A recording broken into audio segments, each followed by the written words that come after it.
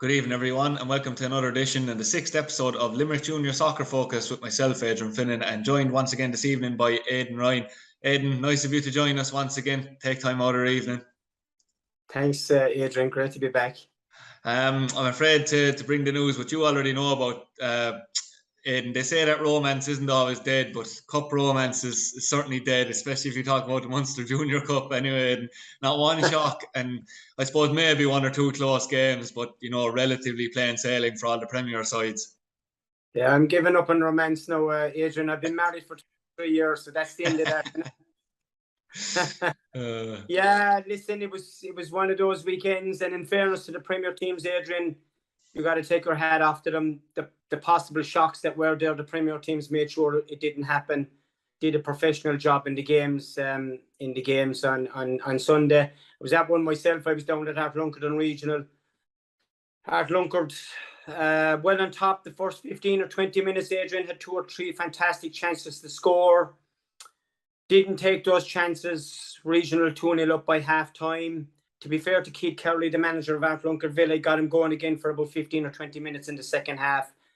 Got a goal back through the impressive Danny Taylor, who played really well, I thought, along with Dave Frawley at left full for Ardlunkard. I thought they were very impressive. But Regional showed that professionalism. Got a goal from a set piece with 20 minutes left and saw it out. And that's what Premier teams do. And we flagged this last week, Adrian. When you get your chances against these teams, you've got to take them. You will get chances, but you've got to take them, because when the Premier teams get theirs, they show the professionalism, they show the composure in the box, and they get through the game and manage the games out in once they're ahead. And that's what Regional done in the game that I saw Sunday morning. Yeah, absolutely. And I know now we're going on to the third round of the Munster Junior Cup, Aidan, where obviously it's basically all Premier sides, but you do have 3 sides flying the flag for Premier A. Geraldines will take on Charleville, Fairview B will play Crewe Park, and Kilmallock have a relatively daunting task, to be fair, especially considering, I suppose, their mixed start to the Premier A season where they face Ballinanty in LIT. Can you flag any of those as a possible upset, Aidan? Yeah, it's very hard to see Kilmallock causing an upset away to Ballinanty, the way Balla are playing, although they had a bit of a shock result there during midweek against Fairview, losing 5-1, which we didn't expect in the Tuohy Cup.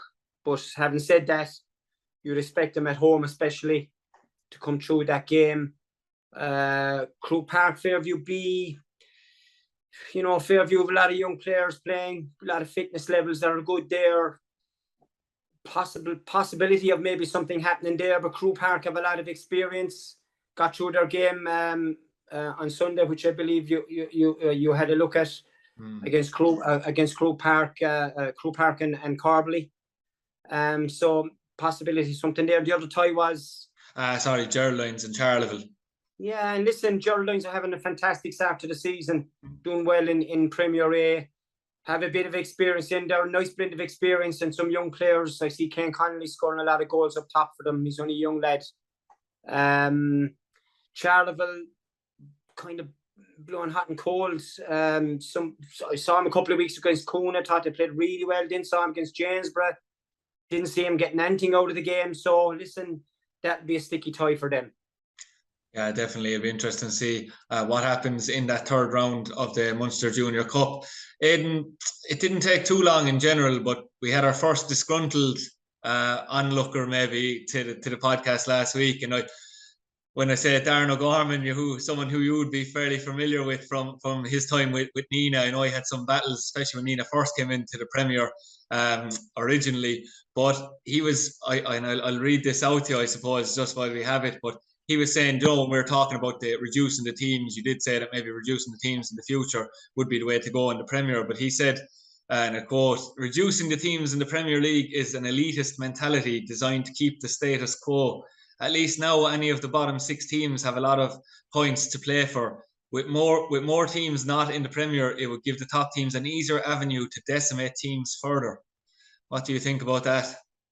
Well, the first thing is that it actually created a lot of debate and discussion all week. I had phone calls and messages and meeting people on the street about it. Great to hear from Darren. He was a very successful manager and coach with Nina, as you said, Adrian. especially when they were in the North Tip League, a league which they dominated for many years, winning leagues and cups before they decided that they obviously wanted a bit more competition and then came into the Limerick League. Now, ironically, they left the league. I think that was a 10-team league, and ironically now it's an 8-team league, along with a lot of other leagues in the country. For instance, you have, I think, the Kerry Premier League, the North Eastern Football League, Dublin AUL, Waterford, all 8-team leagues. And of course, you have 10-team leagues like Donegal, Galway, Clare, Mayo, Wexford, the Cork AUL, all now down to 10-team leagues.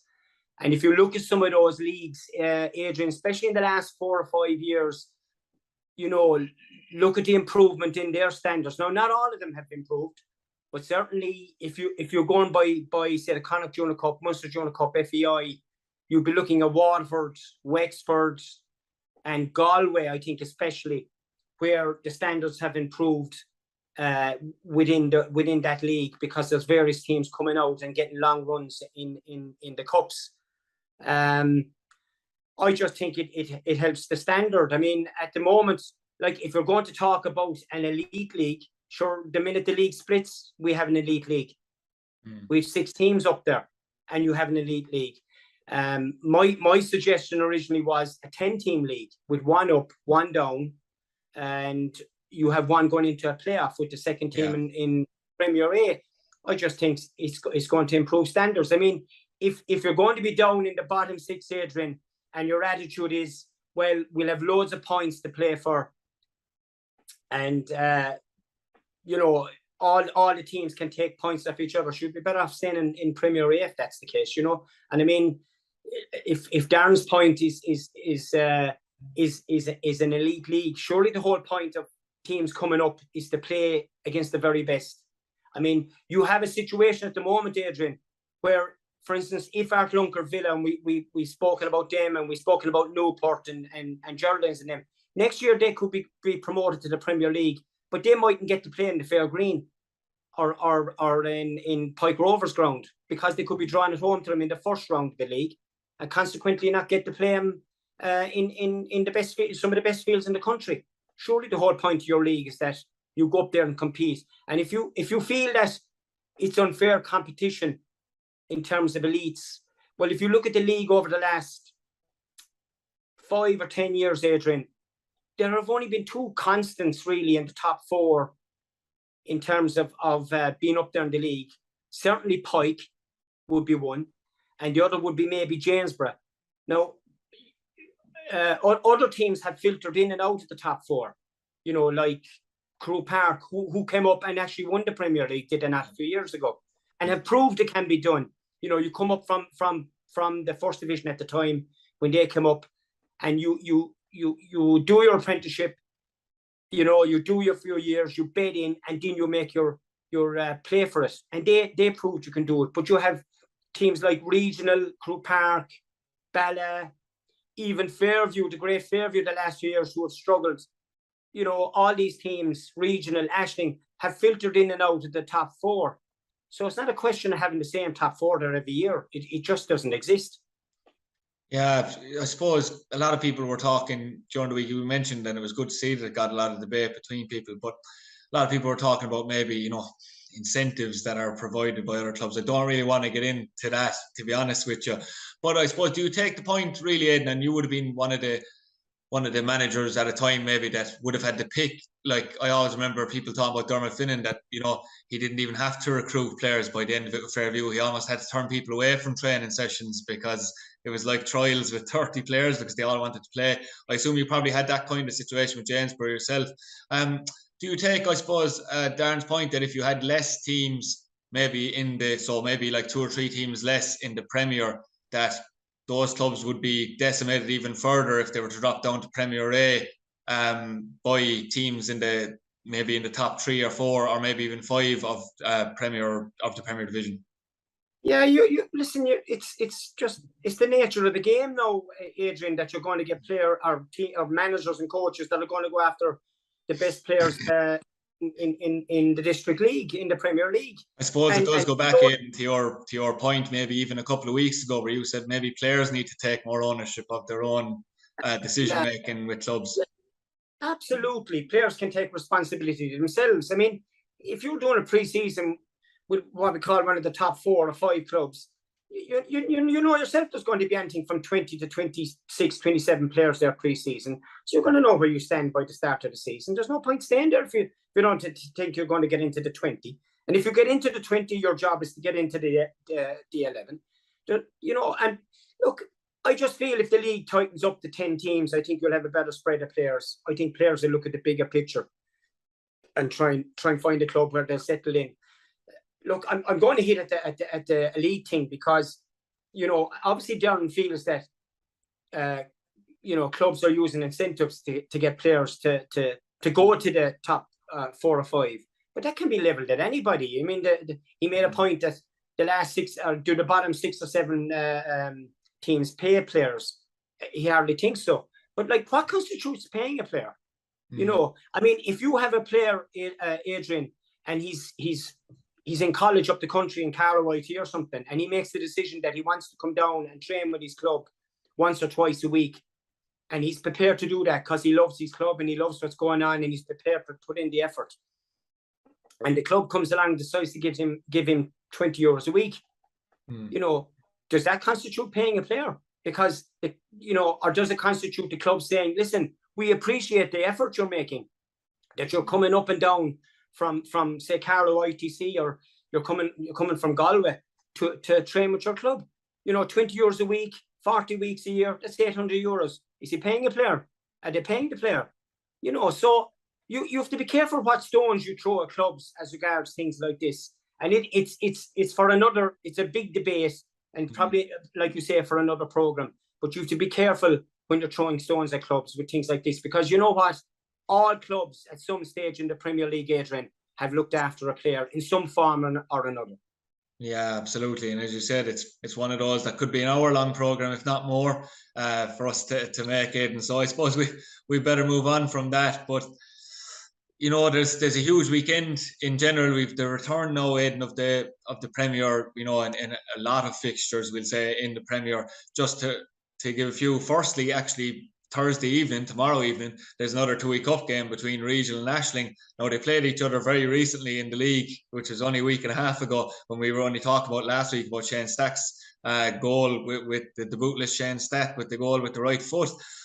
So I suppose it's hard to know, isn't it? Will it make it more difficult or for either team because they've just played each other a week and a half ago? Yeah, well, look, clubs in the Premier League and managers and coaches who do their job, they tend to know the strengths and weaknesses of that position before they go out. You would think it'd be a tight game. It was a tight enough game the last day. You would think it'd be tight enough again. And it's a cup game. And listen, this Tuohy Cup is there to be won. A couple of games, you're into the final, like we said last week, and you have a great chance of winning it. As I said, I saw Regional Sunday morning, you know, did a very professional job in the end. I'm sure Sean Russell will be delighted the way they handled it in the end, away from home. At Lunker are decent down in their own ground. The one thing I would have been concerned about is the playing out from the back. They played a back three. They struggled playing out of the back. At Lunker actually got a goal at the start of the second half and pressing high up the pitch and intercepting a back pass, which Danny Taylor, as I said, put away really well. So maybe that's something Sean will have to look at maybe before the game tomorrow night. Could be a very tight game. Could be a penalties job, I'd say. Penalties. I was just about to say the LDMC lads in the offices will be delighted when they're locking up because they tend to go to until 11:15 in the evening. It could be that case, though, to be fair.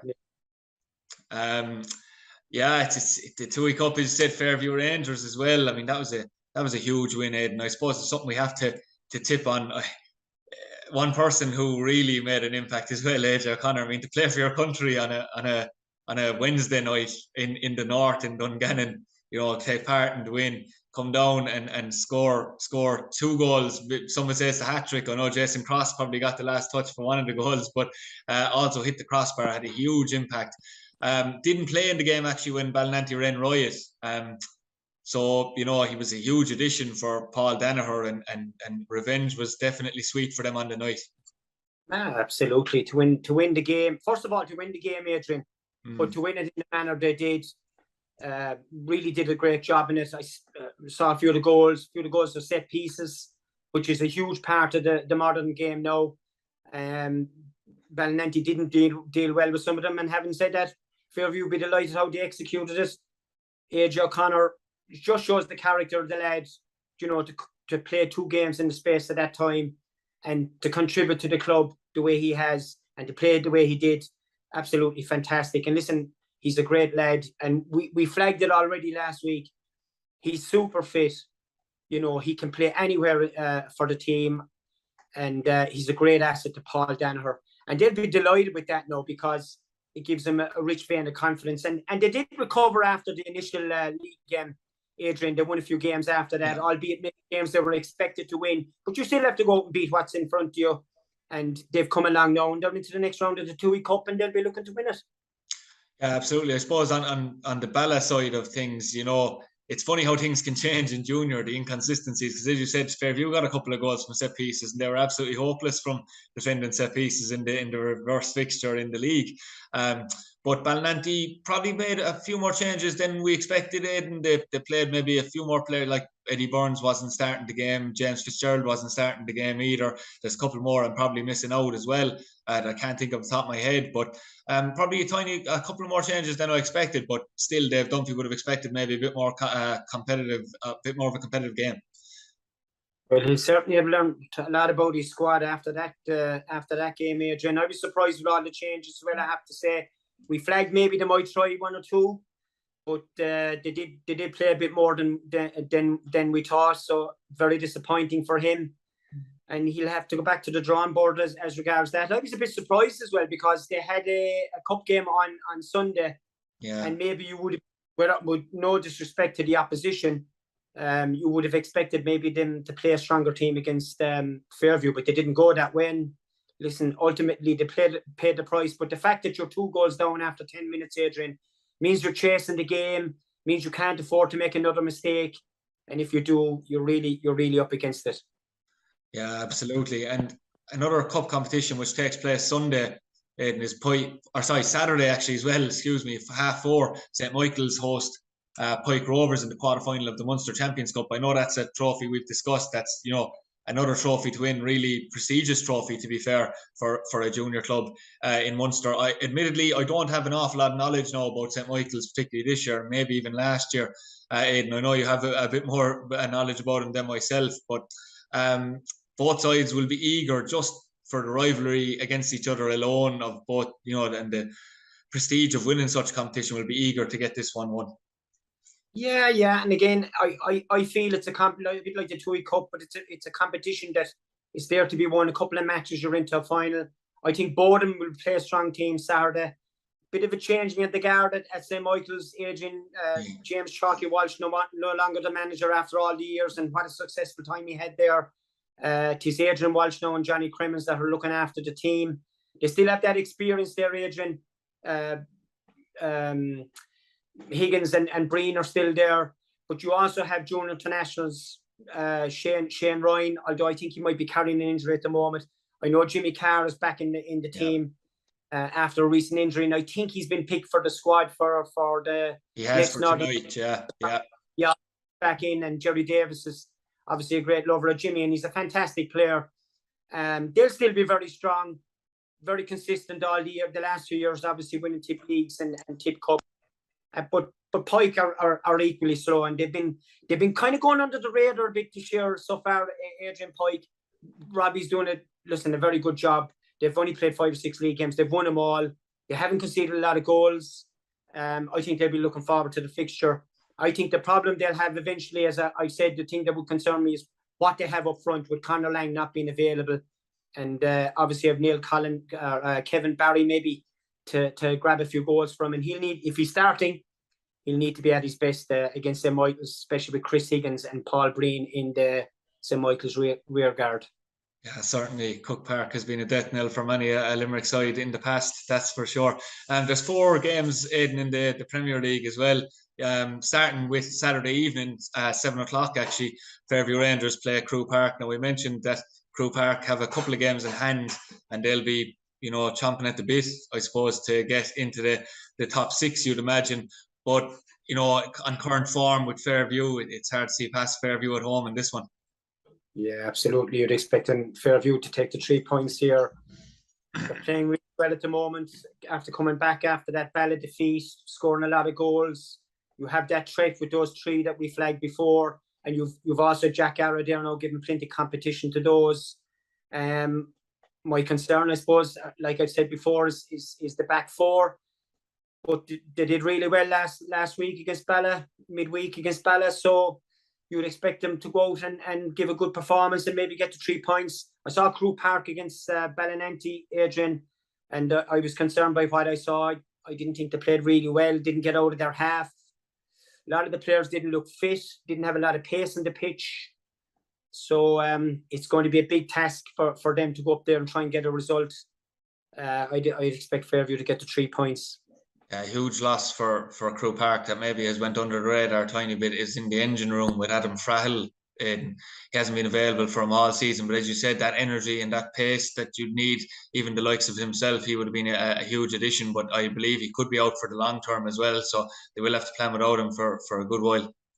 Yeah, very disappointed for them. Really good player, box-to-box type of player, very, very tenacious in the tackle, goes the 90 minutes.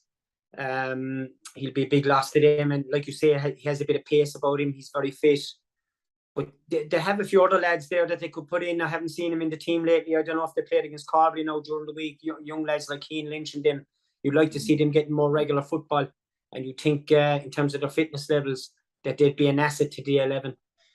Yeah, certainly. There's another fixture as well, closer to your neck of the woods. You have Kuna United playing. They're still playing in Thomond Community College, which is probably a source of frustration in some ways for the club. But they have Ashling and Akotty at home.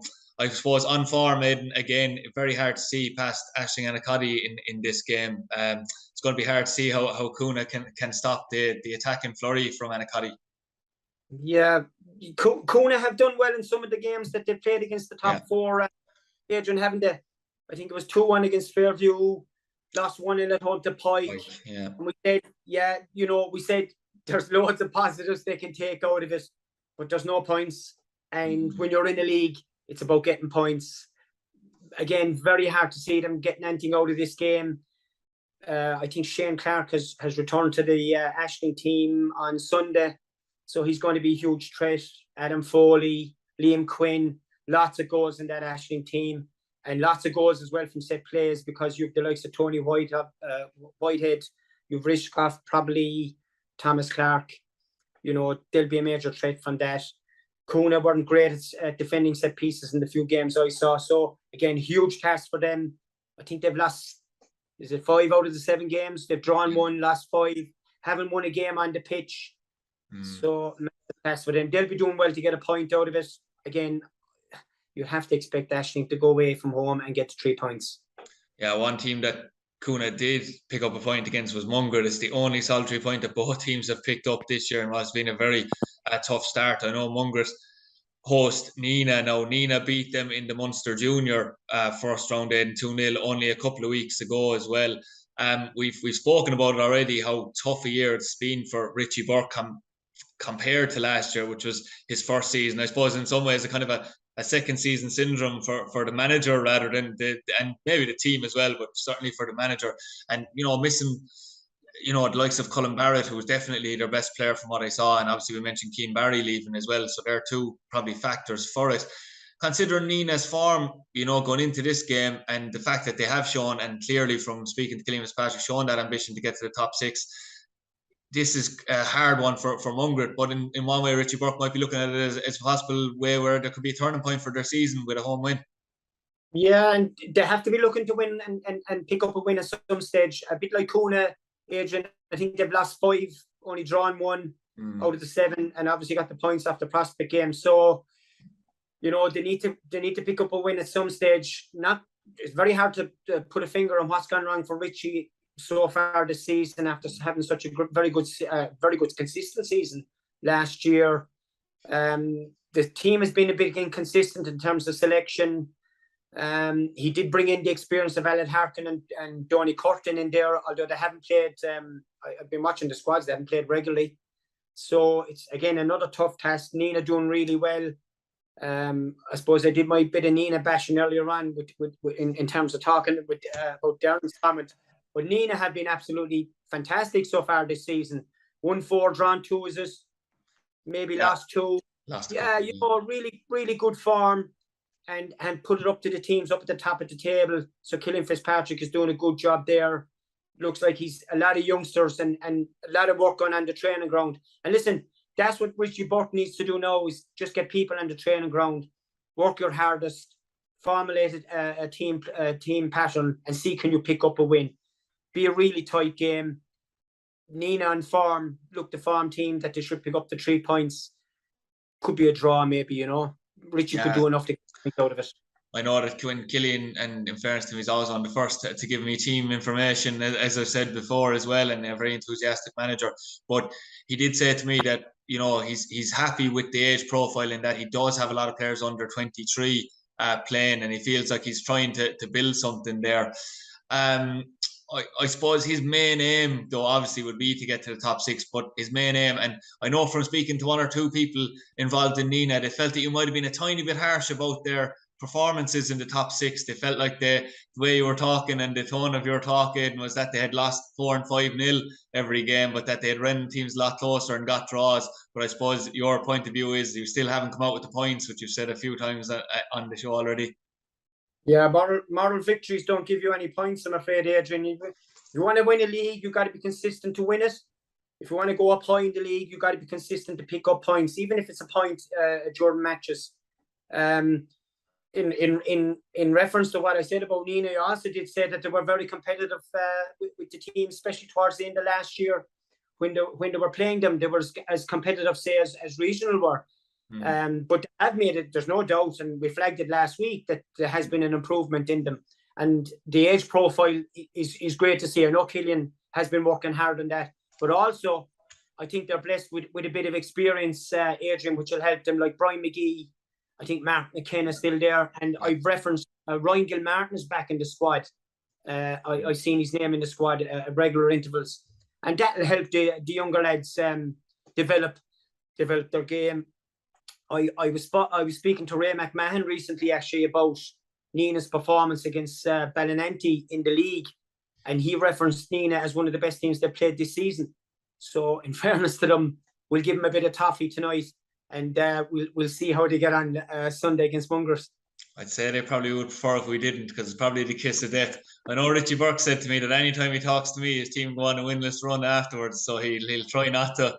I'd say I won't get him for another while. But on the final game, I suppose, in the Premier, you'll have Region United, who, as we say, could be coming out of having a penalty shootout and a full 120 against Darcy-Ganacoddy. They'll be taking on Ballinanty on the Doordoyle AstroTurf on Sunday. Now, this game is a bit harder to call, isn't it?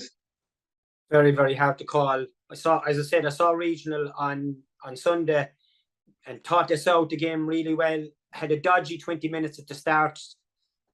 You know, not comfortable the first 15 minutes of the second half when they conceded.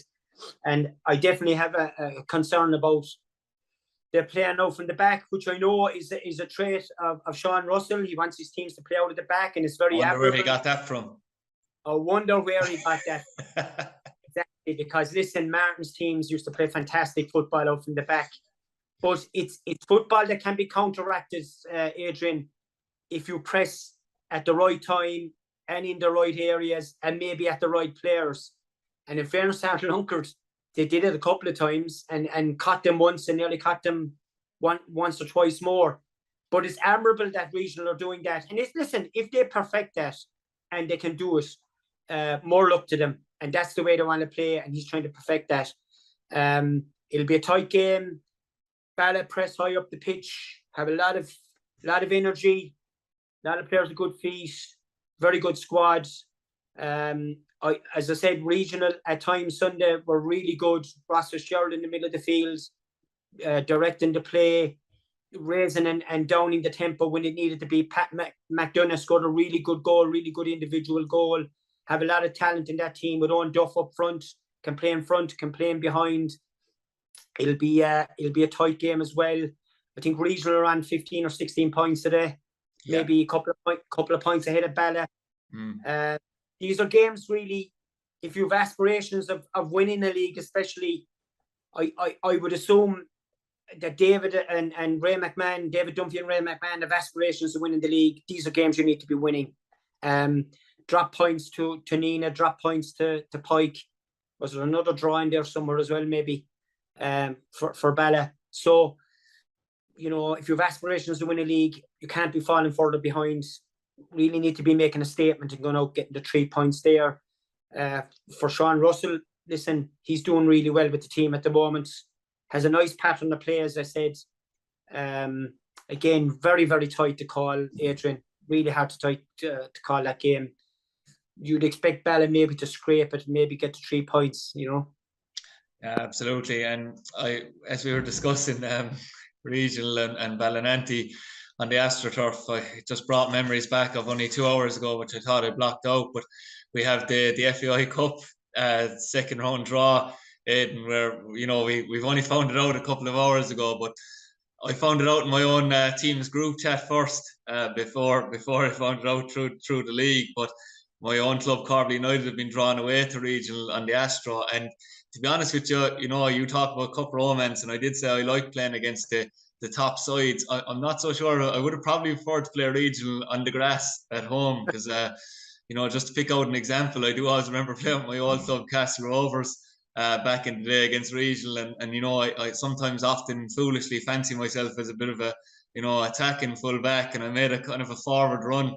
Thought I was gone about 20 or 30 meters, and when I put my head up, I was only facing the winger in front of me on the halfway line. So it's an absolutely huge pitch, Aidan. So we'll definitely be up against it. But just in the draw overall, I mean, the standout fixture has to be Fairview Rangers versus Ashling and Acadie, two of the big hitters. Yeah, well, just to reference back to your glory days as a fullback, you mentioned Shark. Did you a couple of weeks ago there, and all you have to face now is the possibility of Pat McDonough on the wing running at you. You'll enjoy that, Adrian. I hope my wing back is tucked in very close that day. You'll need him because Pat McDonough is a superb winger, really good on 1-on-1, so you're going to need all the help to get. And yeah, the Fairview Ashling game, really top game. Fairview at home. Should be a cracker, you know. Both teams in decent form. Massive cup game, isn't it? Really a massive cup game. Going to be very tight. Ashling will need to be at their best because Fairview are on a rich vein of form as well as Ashling are, and have an awful lot of threat up front. That is the big threat of Fairview. Can you contain Ellis? If you can contain him, can you contain Rainsford, Coughlin, or possibly Jack Ara? It's funny as well, and it's actually something, because I know when we were speaking about the Munster Junior draw, I said to you about, we'll say, Gerald Lyons, Kilmallock, and like, what I forgot to mention now, and it's come into my head, is that, you know, this is huge for Fairview because Fairview have Pike in the Munster Junior as well, so your season could be absolutely over so early if you lose both of those games. Yeah, absolutely. Yeah, you could be out of both cups by Christmas, and that's the nature of cup football and the draws that are being brought up. But if you win them, you know, you're going into the Christmas period, and if you're going well in the league, everything's rosy, and you know the training sessions will be 10 times better. But it'll be a huge test for Paul Danaher. There's no doubt about it. You've two huge games there, and again, very hard to call those games. I wouldn't like to predict them, Adrian. Yeah, absolutely. There was one other fixture, Newport and Janesborough. I mean, they got each other in the Munster. I know they have each other again. I mean, they'll be on first name basis at this stage with both of those sides. Newport are at home this time. Janesborough starting to recruit a few more players. You know, things are looking up. They did a professional enough job against Newport. Also as well, Aidan, Lisnagroy and Brazuca, who'd be the two, we'll say, lowest ranked teams in it, have, I suppose, in some ways, glamour home draws with Kuna and at Lunkard as well. I mean, you know, you'd never know on the day, I suppose, with those fixtures. Yeah, you're trying to revive my romance in the cup, Adrian. I'm trying hard. Yeah, listen, it's football. We live in hope. There could be a shock there along the line somewhere. Tricky tie for Shana Hanlon's Janesborough now, going out to Newport. They'll be waiting in the long grass for them after losing the last match. And by all accounts, Newport gave as good as they got. And again, like I've said, missed chances by all accounts in the second half. when they could have got something out of the game, didn't take them. So that'd be a tricky game for Shane, and I'm quite sure. Listen, Shane will probably say to you that their priority isn't the FAI, the Munster Junior. Obviously, their priority is getting as high up in the league as they possibly can, because they're not in a brilliant position at the moment. But you want to be winning those cup games. It keeps morale high, but they'll have to go out there and do a professional job if they want to beat Newport. That'll be a really tough game, and actually, it's a game I'd like to take in. It's a game I'd